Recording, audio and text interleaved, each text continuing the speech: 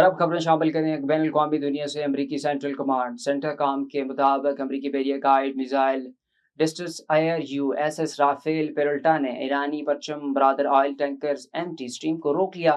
Centre کام کی جانب سے سوشل میڈیا پر جاری بیان میں کہا گیا کہ یہ کارروائی اس وقت کی گئی جب ٹینکرز نے ایرانی بندرگاہ کی جانب سے سفر کرنے کی کوشش کی۔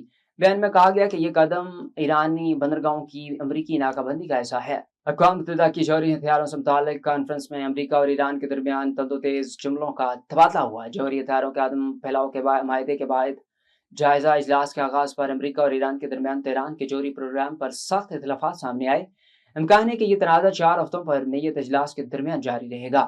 تنازع کی بنیادی وجہ کانفرنس کے 34 نائب صدروں میں ایران کا انتخاب ہے۔ ایران کو یہ نامزدگی غیر وابستہ تحریک کی جانب سے دی گئی تھی، جس میں زیادہ تر ترقی پذیر ممالک پر مشتمل 121 ممالک شامل ہیں۔ چین میں جدید ٹیکنالوجی کے ذریعے صحت کے شعبوں میں بہتری کی کوشش۔ ان جدید ٹیکنالوجیز کے ذریعے نہ صرف صحت کی سہولیات کو بہتر بنایا جا رہا ہے بلکہ مریضوں کی دیکھ بھال کو زیادہ مؤثر اور محفوظ بنانے کی بھی کوشش کی جا رہی ہے۔ مزید تفصیلات بیجنگ سے شاہد افراز خان کی اس رپورٹ میں۔ چین میں صحت کے شعبے کو جدید خطوط پر استوار کرنے کے لیے نئی ٹیکنالوجیز پر تیزی سے کام جاری ہے۔ چنگداؤ شہر کے ایک جدید سائنسی اور تکنیکی مرکز میں درجنوں مصنوعی ذہانت پر مبنی طبی مصنوعات کی آزمائش کی جا رہی ہے، جو ہیلدی چائنا اقدام کا حصہ ہیں۔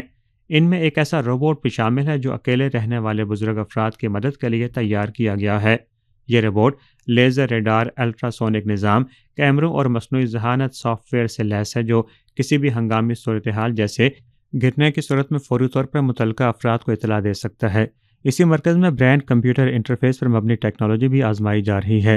ایک خصوصی ہیڈ سیٹ کے ذریعے انسانی دماغ کے سگنلز کو پڑھ کر توجہ کی سطح کا اندازہ لگایا جاتا ہے، جسے مختلف سرگرمیوں میں استعمال کیا جا رہا ہے۔ مثال کے طور پر ایک نظام میں توجہ جتنی زیادہ ہو اتنی ہی تیزی سے ایک برقی کھلونا گاڑی حرکت کرتی ہے۔ اس مرکز میں درجنوں اداروں کی جانب سے تیار کردہ 200 سے زائد طبی مصنوعات کی جانچ بھی جاری ہے۔ چین کی جانب سے حالیہ برسوں میں صحت کے شعبے کو روبوٹکس اور جدید ٹیکنالوجی سے جس میں مصنوعی ذہانت بھی شامل ہے، اس سے آراستہ کرتے ہوئے مسلسل طور پر ترقی دی گئی ہے، جس سے مریضوں کی صحت کو بہتر بنانے میں مدد مل رہی ہے اور بنیادی طور پر صحت عامہ کے تحفظ میں مدد ملی ہے۔